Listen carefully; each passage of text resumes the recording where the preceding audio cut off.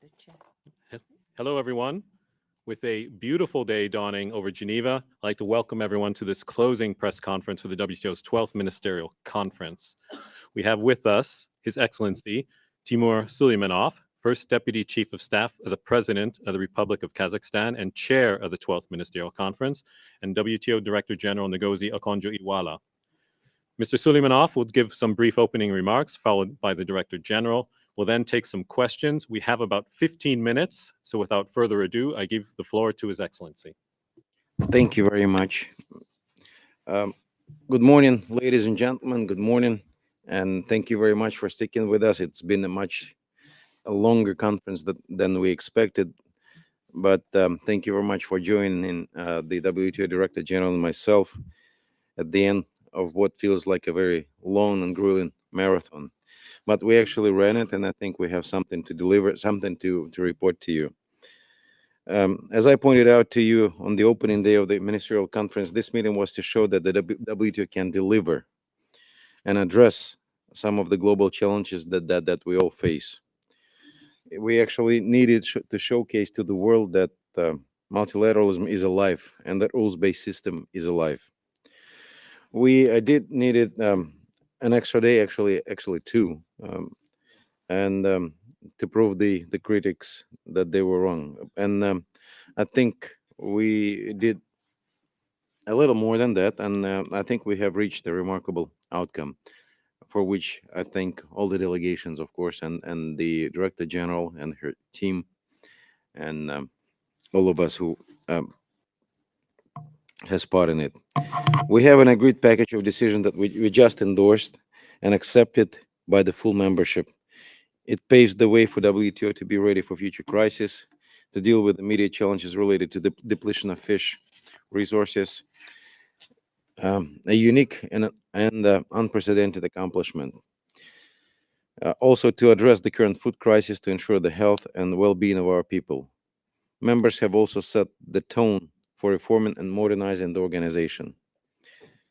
We have a clean and clear-cut outcome document endorsed by all members. This is of great importance for the future work of the organization, as it suggests a roadmap for discussions on reform and on issues that I refer to as the realities of life and the litmus test for WTO's relevance in the world today. My friends, ministers came to Geneva to deliver meaningful outcomes at MC12, and they did. We asked them to be fierce, focused, and determined, and they were. And as the result of their hard and tireless work, we have the package of documents, which speaks for itself. And I think DG will uh, deliver a report on that in more detail. And as a chair of the ministerial conference and as representative of my own country, host or co-host of MC12, I'm so proud that my country, which joined WTO just 7 years ago, 2015, the first country from Eurasian region to be a chair and co-host of the ministerial conference, that we brought something into this very difficult, grueling negotiations, and we have a successful, and some would call it maybe historical conclusion.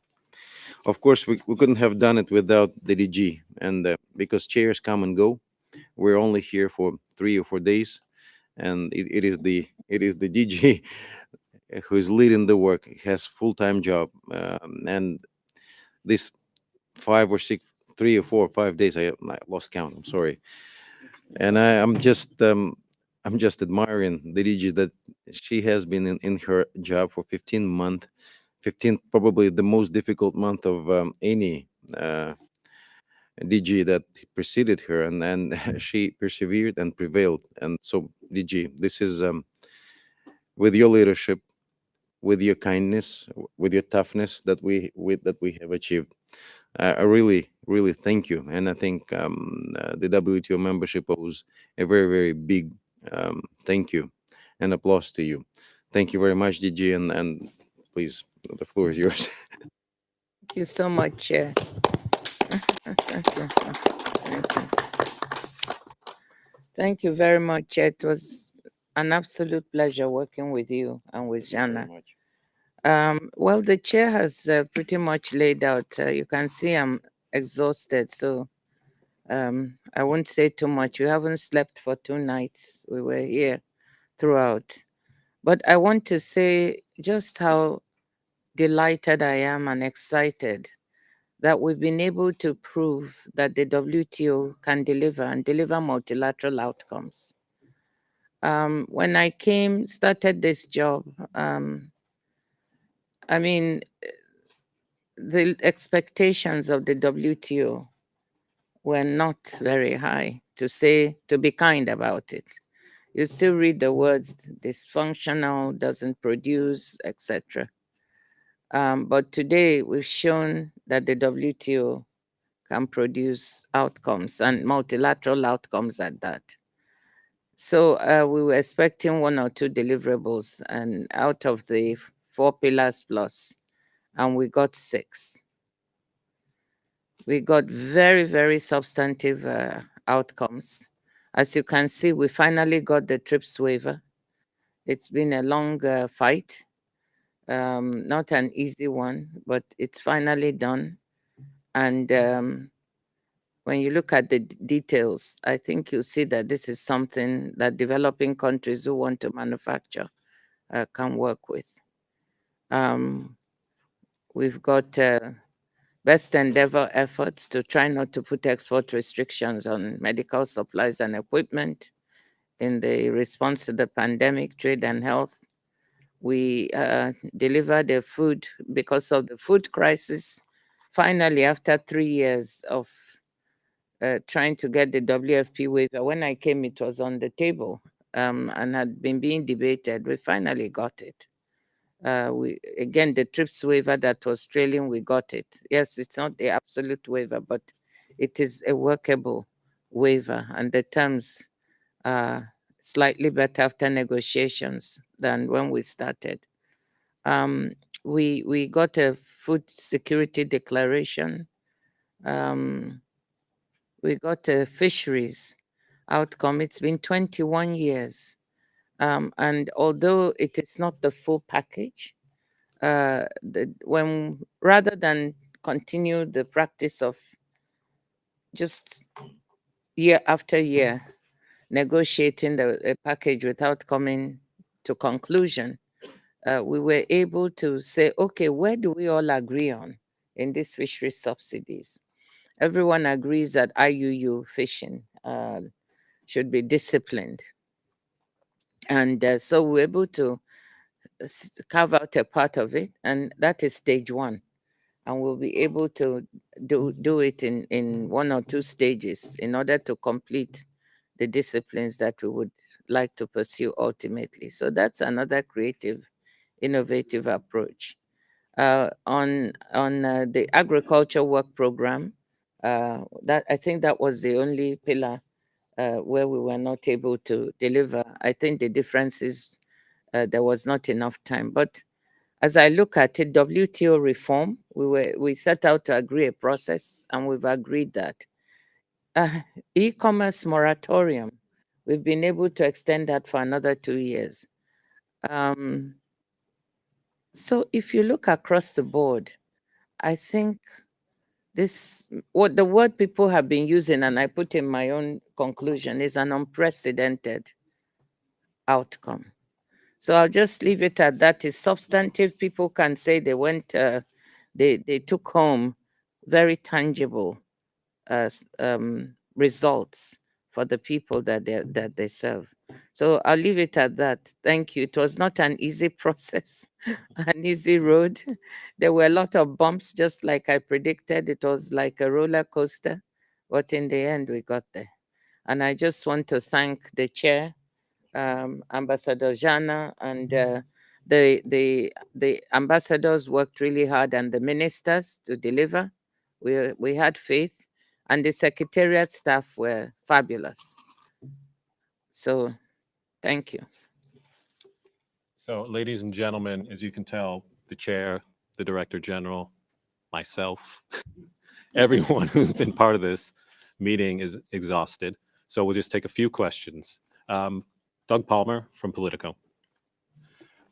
Thanks, Director General. I just was wondering, in the TRIPS waiver agreement, What was decided on the eligibility criteria? When I looked at it, it says that footnote is still pending, but has it actually been decided or not? And Yeah, sorry, that is that we that just yeah. Doug, it's not pending okay, anymore. You know, okay, we didn't want to hold the document, but just as we were about to start the concluding ceremony, we got news from the US that and China that it's all clear. They've agreed language that captures China's voluntary opt out and makes it in a legal fashion. So it's not pending, it's done. I think it would be good, Dan, if we could circulate the real document. Assis Moreira from Valor in Brazil. Assis Moreira, Valor Econômico, São Paulo. How do you explain why this work, the roadmap for agriculture, was not approved because it was so simple? And what's going on now with agriculture negotiations? Okay. Well, remember we had a large number. I could actually say that this was a substantial number of deliverables. In the case of agriculture, there are very sharp differences among members. There were differences about what should be tabled for discussion. As you know, some members who had proposals, like India had a proposal for PSH, public stock holding for food security, and they were very focused on discussing and getting a decision made to make it permanent. And were less, they were really focused on that, and so there wasn't agreement about whether ultimately that work program should be adopted or not. And we decided at the end, we had so many other deliverables. In any case, we have a mandate within Article 20 of the Agricultural Agreement to continue the negotiations on agriculture. So rather than have a debate in which we would not have a meeting of minds, we decided to just leave that for the moment. Doesn't mean the work in agriculture is left out. That document does capture the pillars that we intend to work on. So it's still a good document to go by. And I think post MC12, we will all come back and decide how to move forward on the basis of that document.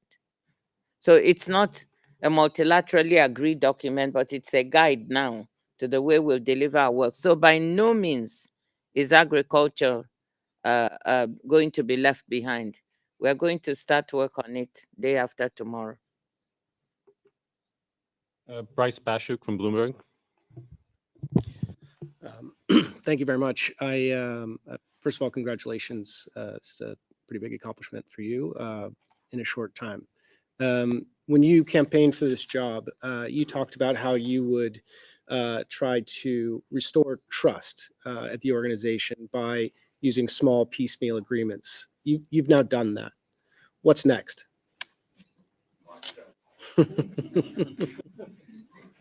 Sorry, I didn't know. More trust. I'm really elated, Bryce. If truth be told, that we got all these agreements. As I was telling the truth when I said if we get one or two, that would be huge because we haven't been able to get any agreements for a long time. And can you imagine? But as I would joke with my staff, I prefer to talk less and do more and let my actions. Oh, I'm told you lost a bet. Dan just told me. This is good. He says, lost bet. What did you bet on? How much? Can I be part of it? Oh, yeah. Bottle of whiskey. Yeah, my style is really to not talk too much, but to act. And it's been like that all along. Not to lose focus or be derailed by comments or observations. So we just went to work. And with a fantastic team, the DDGs, my front office staff, the secretariat, and then, just believing we were going to do it. Share willpower. Because why? Because what we're trying to do will benefit people, and that's ultimately what the driving thing is. So I'm very glad, really, really delighted, and I think this is a beginning. I don't think I regard this as a good platform on which to move. It's one thing to approve agreements, which we've done, and now we have to go to work to make sure that we deliver more, and whatever we've approved is monitored, implemented, ratified, first of all. So we have to work really hard to make sure that it's real. Yeah. We'll take one more question. So sorry. so just to comment on that, that means there, as the gentleman was asking on agriculture, we're not just going to say, oh, this was not adopted, so we don't. No, we're going to start working on the pillars and try to structure our work. And those mandates that were there in the past, we're going to see how do we implement them. You know,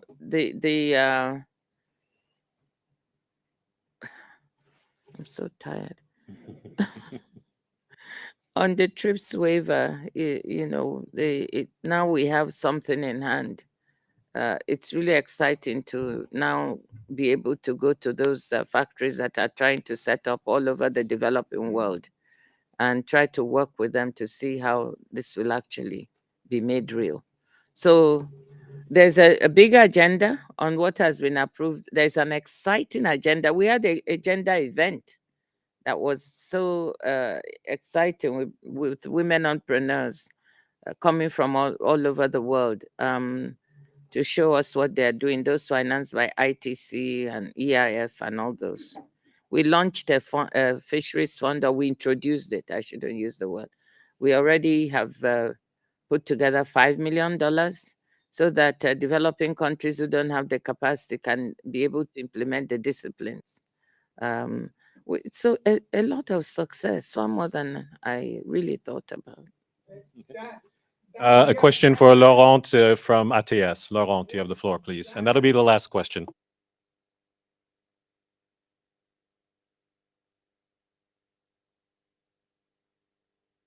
It's okay. Okay. Is this the way to conduct the press conference? What's Ravi? Yeah, no, but Ravi, calm down. Calm down, please, Ravi. Ravi, calm down. You're embarrassing yourself, Ravi. You're embarrassing yourself. Please calm down. Laurent, you have the question. Thank you, Director General. So it seems that just a few hours ago, we were very far from where we are now. So when did you realize that that whole package was feasible? And what made the difference? And does that reinforce the method? Because there were some critics about the quad process and the green rooms. So yeah, thank you.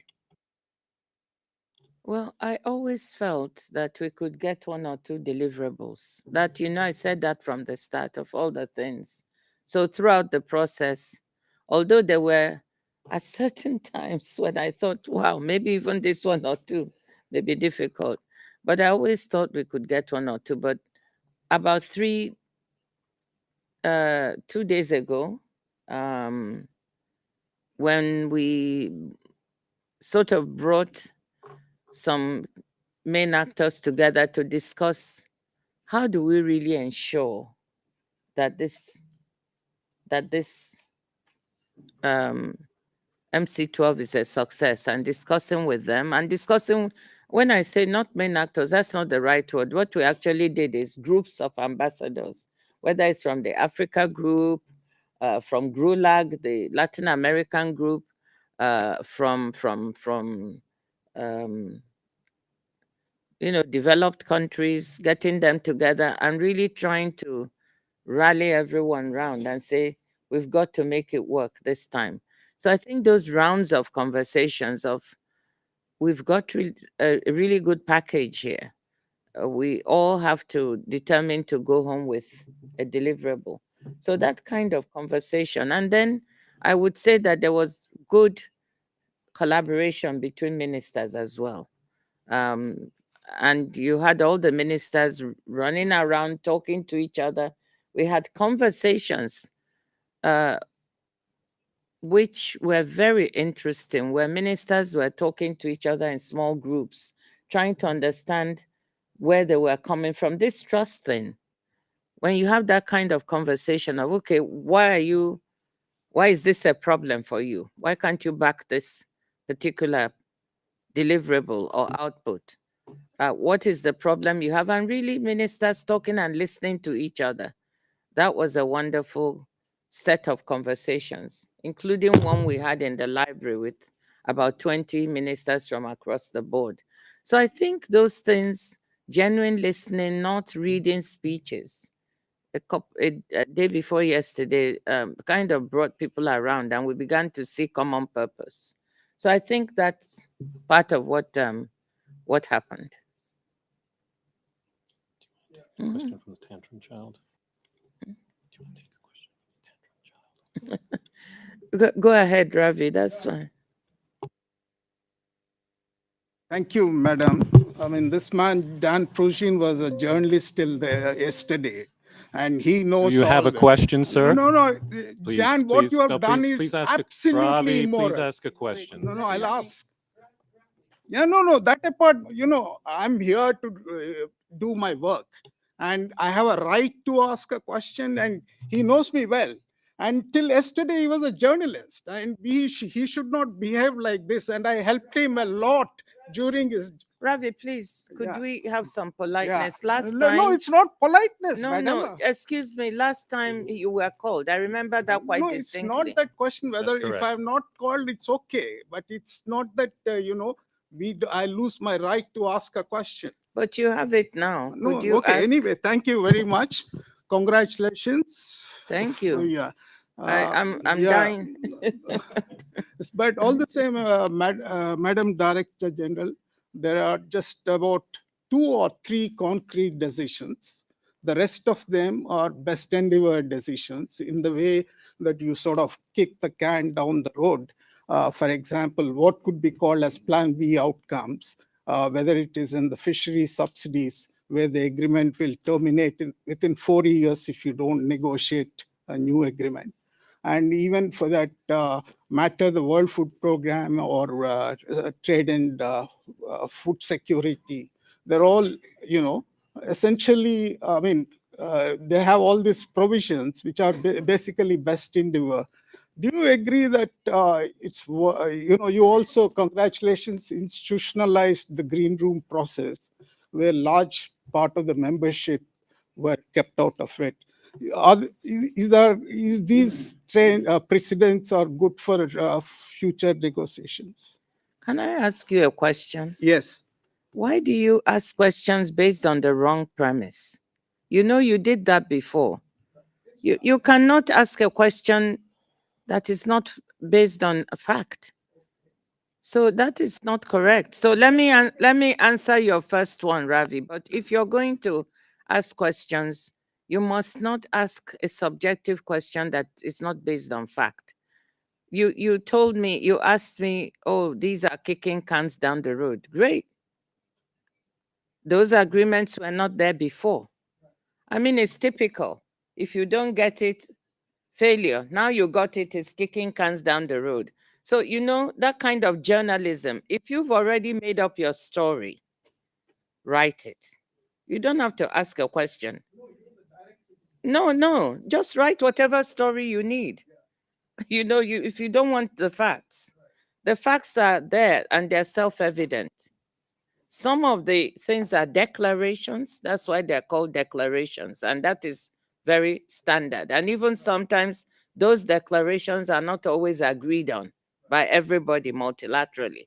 The fact we were able to come around a declaration on food security, a decision on the World Food Program, where David Beasley, has said this is something he needs. So that's real, to enable him to be able to access food for poor people without being stopped by export restrictions. I think that's pretty real. You've got the fisheries subsidies. When I thought it was very creative of the chair Santiago Wills to be able to say, listen, if we can't get the whole package now, instead of spending another 15 years arguing with each other and producing nothing, let's start with a part of it that all of us could agree on. That's commendable, and that's going to have an impact. Then you take the next stage. So we are not going to be locked into the old pattern of doing things. Because when you keep doing the same thing and getting no result, then something must be wrong. So he's tried something new, it's worked. When we got stuck on trips, we tried something slightly different, it worked. So you can't sit here. And as for green rooms, there were a lot of small group meetings being run by people, calling them green rooms. And they were not even in the so-called green room in my office. And you must understand that the reason we had to have all those small meetings you're terming green rooms were not green rooms. It's because we have something called the war in Ukraine.